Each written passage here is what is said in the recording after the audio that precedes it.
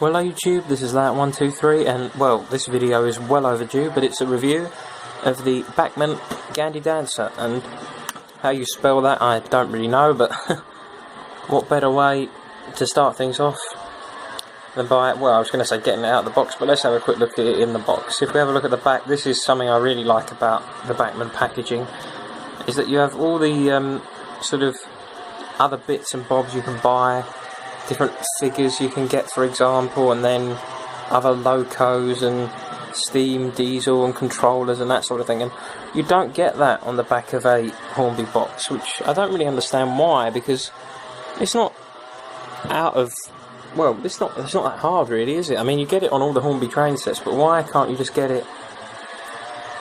I just don't really understand that. And then you've got sort of another bit of Bachmann jargon at the top of it. I won't bother reading it because I've had this on it now for about a minute, and you could stop it and read it. And I don't want to get bogged down too much with that. But yeah, that is pretty much it. And then in the bottom left we have a nice little diesel locomotive, which is like a foreign sort of Sentinel looking thing, probably American or Canadian or something like that. Yeah. And for those of you who were wondering what the spelling of Gandy Dancer was at the beginning of this video, like me, it's written helpfully on the side of the box, along with the item number. On the bottom, it's just a little bit about the do's and don'ts and who you can sort of give it to and who can't use it. If we have a look at the actual thing, well, it's hard to do it through the plastic shield, so it might as well be that time of the video where we get it out of the box. And now that it's out of the box, what better way to start than by looking at it? Wrong, because we're going to have a quick look at what you got in it.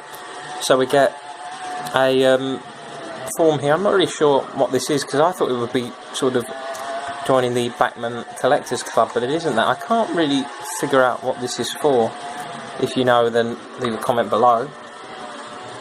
We also get what I believe now is becoming a member of the old Bachmann Collectors Club. They always like to throw that in there with all your right here, right there, and there's a Chuggington picture as well, because this is a couple of years old now, and it says 2013 Chuggington on it, which is when Bachmann did some of its Chuggington range. We also have what we all want, and that is the warranty, which is something like 90 days, I believe. Did say that somewhere within it. Yep, warranty of 90 days, I believe. And obviously what we get with every Bachmann loco, which is the instructions. And within the instructions for this model, we also have a list of all the different parts right there. And now let's take a look at the thing itself. So if I bring it nice and close to the camera, you'll be able to see just what great detailing has gone into this. The motor to me inside reminds me of a motor out of a Scalextric's car. I don't think you'll be able to see it quite that clearly, but hey ho. It's driven from one set of wheels, and if I put it back down on its side, you should be able to see that a bit more clearly. You have the worm gear in the middle connected to the gears, which then connect to the wheels, and down the other end we have just a set of, if I say trailing wheels, then that will make sense to most of you. Yeah, it's really nice. I'm not 100% sure why these are here. This little, I suppose, toolboxes, you could argue, if it's a sort of little servicing thing. And as it goes along, the metal bar here moves, which then moves these two little figures up and down with their arms, just like the real thing. And I think it's brilliant, I have to say. It's just a great little novelty item. When you compare it to sort of some of the trying novelty items, they're brilliant. And Bachmann somehow have reinvented a novelty item, because I mean, you can sort of say the Triang exploding carriages and the giraffe ducking coach and that sort of thing is a real novelty item. And then you look at something like the Gandy Dancer today, and you've got to ask yourself, why doesn't Hornby do more novelty items? I think the closest I've seen Hornby go to a novelty item these days is just sort of the Christmassy sets, which aren't really that novelty, because then all they seem to do is take a standard steam locomotive and just stick some bits on the side of it saying Santa Express, which isn't really, well, it just doesn't do it for me, if I'm honest. And I don't know, some people might like it, others may not, but for me, I just don't get it. I just don't understand why we have that. Another novelty item which I will be talking about in a separate video is this fan. which connects to the tracks and goes along. And these two are both by Bachmann, and both around the same price, I believe. I paid 30 for that one and 30 for this one, so they're both around that same sort of price bracket.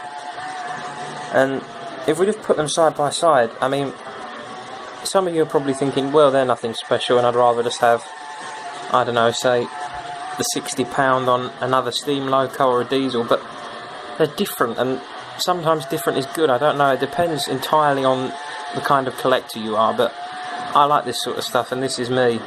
I like something that's a bit different and a bit out there, and that's what makes these pretty good. If I just move that out of the way, we just focus back on the Gandy Dancer.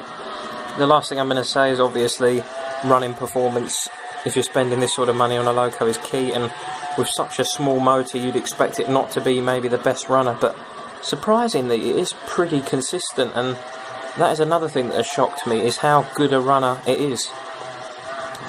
Obviously it's meant to be an American thing, and you're lucky to buy them over in this country. They're becoming more and more common now though, because the first time I looked at buying one of these was on eBay, and yeah, they were £30, but then you had to pay like £25 worth of postage in dollars, and I mean, it's just like, is it really worth it? Then you're spending £60 on one little thing. I mean, then that's just crazy money. But yeah, I really like the detailing. The little people are really well detailed on it and pretty good, and it's just a sort of little chassis thing that you can use for anything. I mean, if any of you watched the Halloween special that I did, then you'll see that the Gandy Dancer was actually part of that. Does this look familiar to anybody?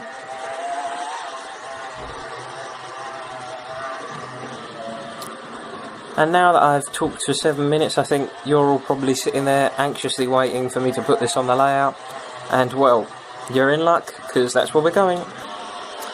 And there it is, and I've just put a little 040 next to it just to show you the difference in sheer size and how small the Gandy Dancer is. I mean, some of you might be able to appreciate it if you have it, but if you don't, then, well, wait till the end of the video and I'll tell you what I think you should do. Here we go. Just do a little bit of back and forth so you can see the motion.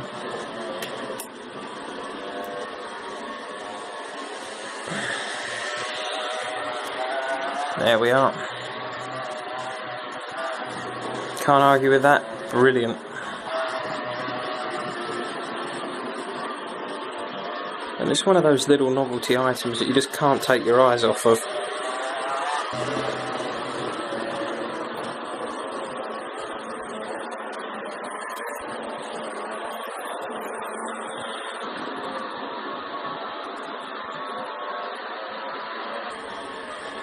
So what do I think of the Gandy Dancer?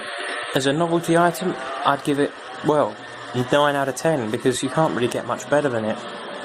What stops it from being a 10 has got to be the fact that these are £25 to £30, and for that you're getting a very small train.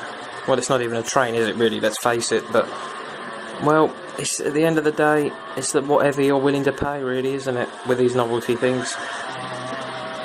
But do I think you should buy it? If I'm brutally honest, I'd say definitely. It's something worth buying, and it's something you should certainly get. And that's pretty much it for today, guys, so thank you very much for watching, and before I go, this video was well overdue, and I'm sorry that it's taken so long to do this, and a big thank you to the person who suggested doing a review of the Gandy Dancer, and that is A. Paulin, so check out his channel, because it's another great little channel, something you're all going to enjoy. And he has done some really good reviews of some great locomotives. So thanks very much for watching, everybody, and see you all soon. Bye bye.